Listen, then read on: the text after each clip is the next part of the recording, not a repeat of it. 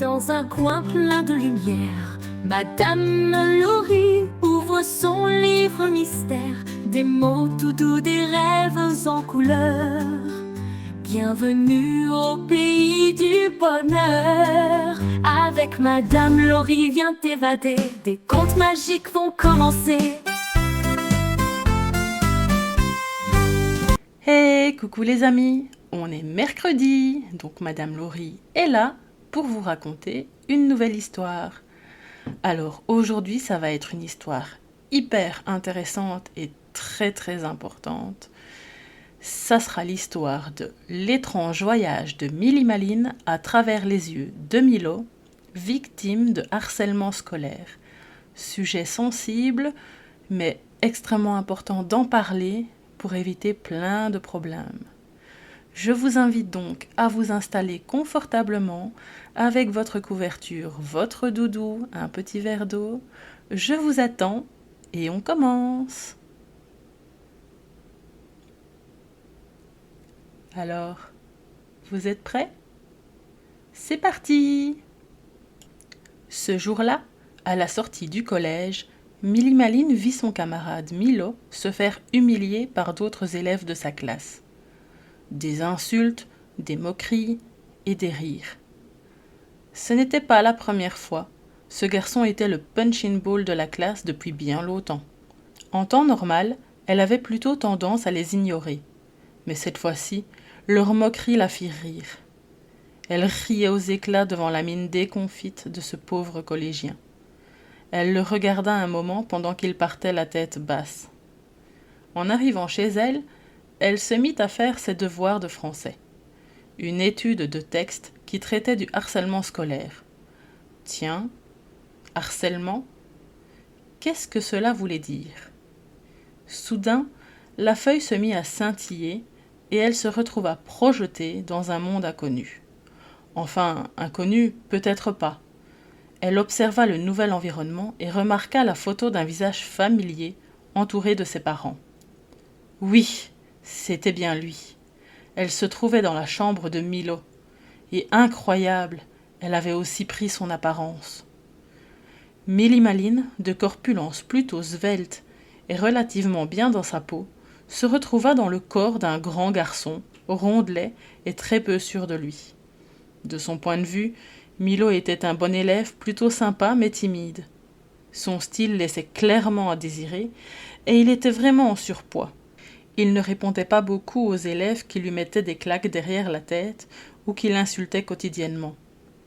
Elle prit sur elle pour ne pas paniquer. Elle respira calmement et se mit à explorer la chambre de Milo. Il aimait les jeux de construction, les mangas et les jeux vidéo. « Ah, les garçons !» pensa-t-elle, en levant les yeux au ciel. Il avait énormément de livres et semblait s'intéresser à beaucoup de sujets différents. Dans sa corbeille à papier, un mot froissé sur lequel étaient inscrits des insultes. Elle s'allongea sur son lit, se demandant comment elle allait se sortir de cette nouvelle galère, et finit par s'endormir. Le lendemain, elle fit en sorte de ne pas croiser les parents de Milo, et se rendit au collège dans ce nouveau corps. Elle était curieuse de savoir ce que cette étrange aventure lui réservait.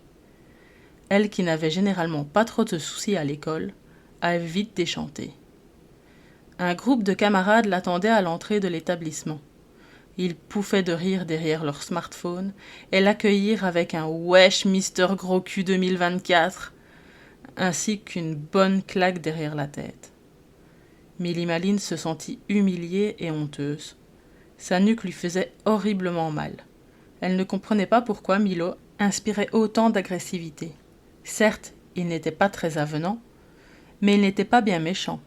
À chaque récréation, la même insulte revenait indubitablement en boucle. « Wesh, Mister Gros Cul, arrête de bouffer !» À la fin de la journée, Milly Maline fondit en larmes. Tout le monde l'avait vue se faire humilier, mais personne n'avait pris la peine de la défendre. Même elle ne savait pas comment réagir face à tant de violences gratuites.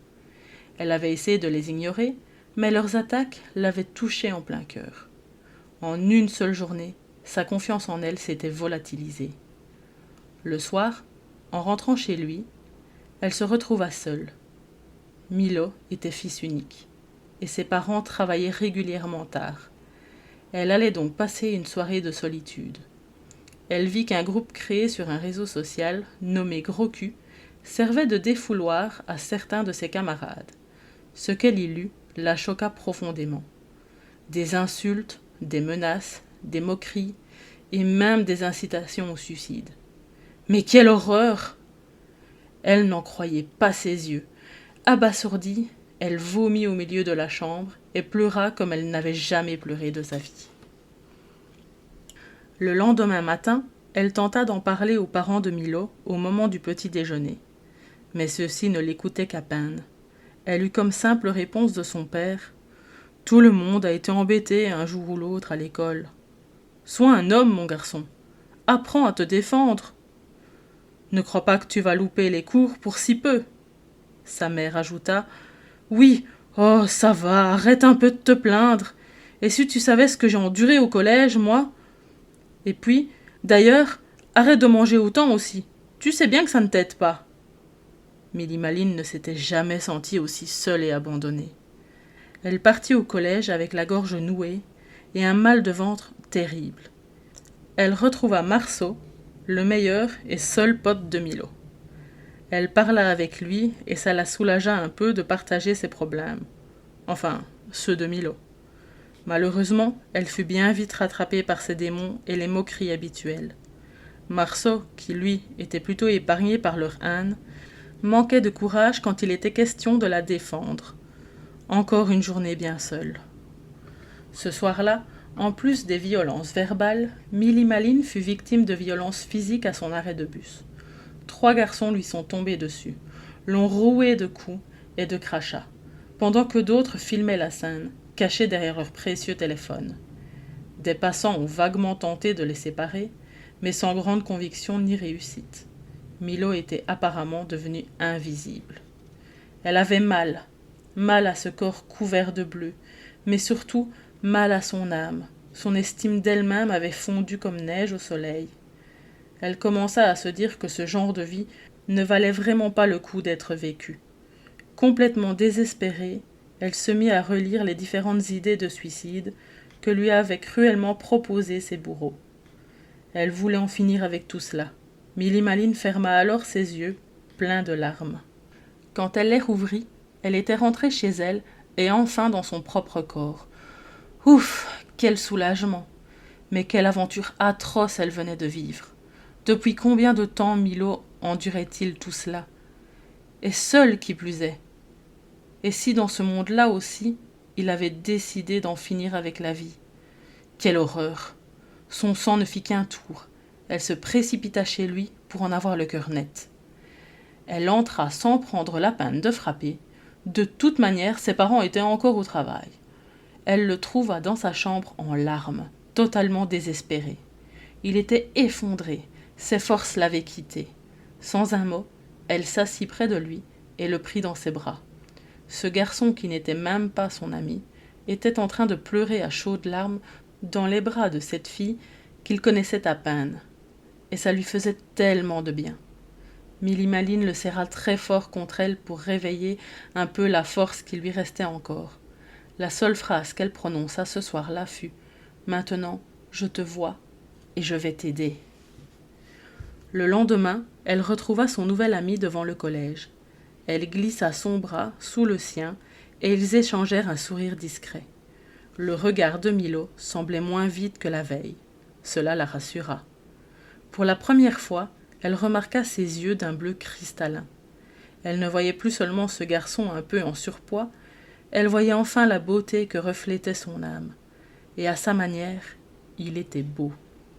Aux moqueries habituelles et aux surnoms malheureux donnés à son ami, Milly-Maline répondit « Mais qu'est-ce que cela vous apporte, sérieux? Vous vous sentez supérieur en insultant constamment la même personne? Si vous ne l'aimez pas, ignorez-le. Il ne vous a jamais rien fait. Ça suffit à la fin. Genre si vous avez besoin de rabaisser quelqu'un pour avoir confiance en vous-même ou pour créer de la complicité en vous, eh ben, posez-vous les bonnes questions. Dans la vie, c'est comme sur le net. Personne n'aime les haters. Elle était toute rouge et avait très chaud. mais elle se sentait assez fière de son monologue improvisé. Ils se rendirent ensemble dans le bureau du principal pour lui expliquer la situation.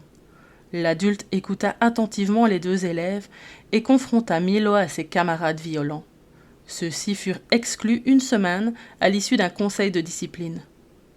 Attendez, 1 semaine ? Seulement ? Millie-Maline était en colère devant tant de laxisme de la part des adultes de l'école. Elle décida d'aller voir les parents de Milo pour les convaincre de porter plainte contre ses agresseurs, notamment au sujet des insultes et menaces sur les réseaux sociaux. Ce qu'ils firent finalement face à l'insistance de la jeune fille. Plus tard, les jeunes furent punis pour ce délit et durent payer la somme de 150 000 € en guise d'amende. Mais ils ne s'excusèrent jamais pour leurs actes. On apprit plus tard que le meneur était en fait un enfant maltraité par ses parents, depuis des années. Il fut placé en famille d'accueil pour sa sécurité. En effet, il n'est pas rare que les harceleurs soient des jeunes malheureux qui se vengent sur les autres. Enfin bon, ça n'excuse rien, pensa Millie-Maline. Milo changea de collège à la rentrée suivante. Millie-Maline trouvait ça tellement injuste. Pourquoi était-ce à l'élève victime de quitter l'établissement ? Ça la révoltait. Aujourd'hui, Milo va mieux. Il se sent plutôt bien dans son nouveau collège. Il a bien sûr gardé le contact avec son ami et il se voit régulièrement. Plus tard, il fera de bonnes études et trouvera un travail où il s'épanouira. Mais non sans difficulté. Il aura énormément de mal à se mettre en valeur durant ses entretiens d'embauche. Il tombera amoureux et aura sa propre famille.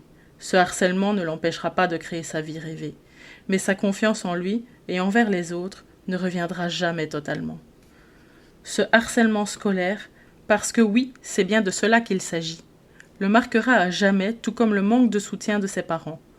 Cela impactera sa vie d'adulte. Il ne sera jamais totalement serein. Quelque part dans son estime de lui-même, resteront gravés les mots « Mister Gros cul ». Pour sa part, Millie-Maline aura appris plusieurs choses. Ne jamais détourner le regard face à un cas de harcèlement scolaire. Il faut absolument aider les personnes qui en sont victimes et surtout dénoncer les harceleurs. Ne pas aider, ne pas réagir ou pire les filmer, c'est déjà du harcèlement. Le harcèlement scolaire et le cyberharcèlement sont punis par la loi. Ce sont des délits. Si toi, lecteur, tu es harcelé ou témoin de harcèlement scolaire, parle-en. À n'importe qui, mais fais-le. Demande de l'aide. Plus vite tu agiras, plus vite tu préserveras ton estime de toi-même et ta vie future ou celle de ton camarade. Tu peux composer le numéro de la ligne académique dédiée au harcèlement scolaire, le 3018. Ne reste pas seul. Qu'est-ce que le harcèlement scolaire ? Le harcèlement se définit comme une violence répétée qui peut être verbale, physique et ou psychologique. Le phénomène se prolonge parfois en ligne, on parle alors de cyberharcèlement. Un élève est victime de harcèlement lorsqu'il subit de façon répétitive des actes négatifs de la part d'un ou plusieurs élèves. Un comportement négatif peut se produire lorsqu'un élève ou un groupe d'élèves inflige un malaise à un autre élève, que ce soit de manière physique, frapper, pousser, frapper du pied, pincer, retenir autrui, ou verbal, menaces, railleries, taquineries ou sobriquets.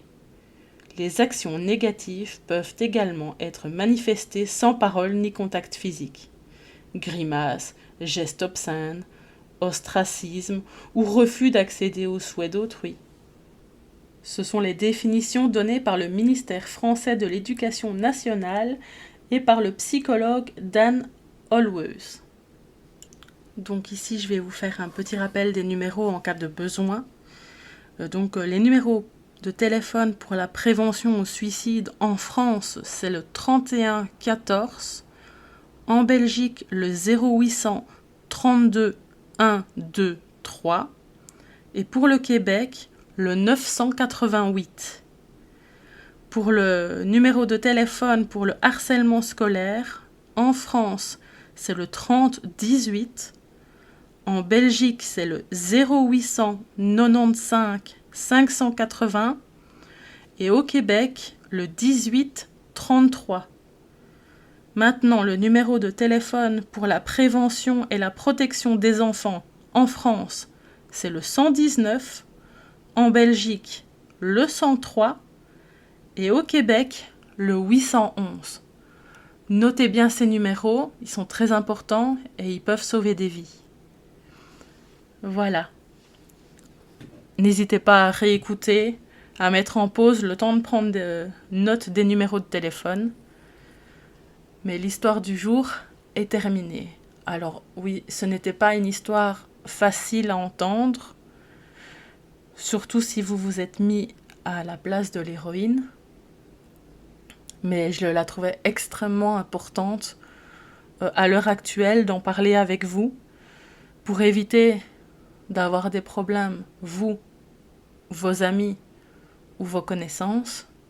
Grâce à cette histoire, j'espère que si vous avez des petits soucis, vous n'aurez pas peur d'en parler autour de vous pour vous en sortir et que vous n'aurez pas peur également d'aller vers les autres pour les aider si vous voyez qu'ils ont, eux, des soucis avec d'autres personnes.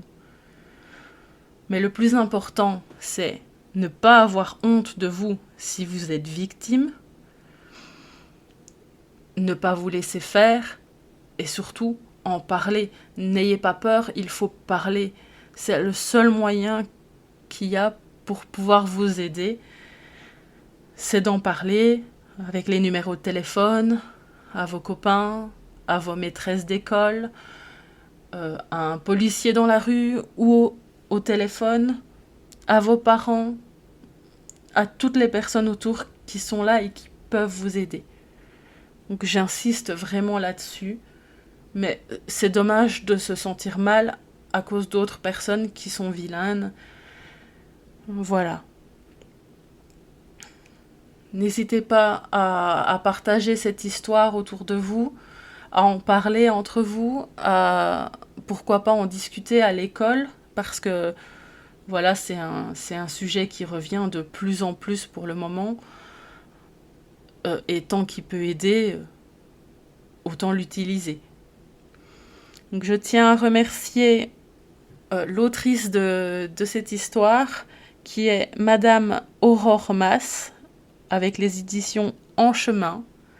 C'est elle qui a écrit cette histoire et qui a fait les illustrations de ce livre. C'est vraiment un beau livre qui est touchant, qui est dur à lire, mais qui en vaut vraiment la peine, qui peut sauver des personnes. Voilà, je vous laisse pour aujourd'hui. Je vous souhaite un très bon mercredi et je vous dis à la semaine prochaine. Bisous les copains et prenez soin de vous. Bisous bisous.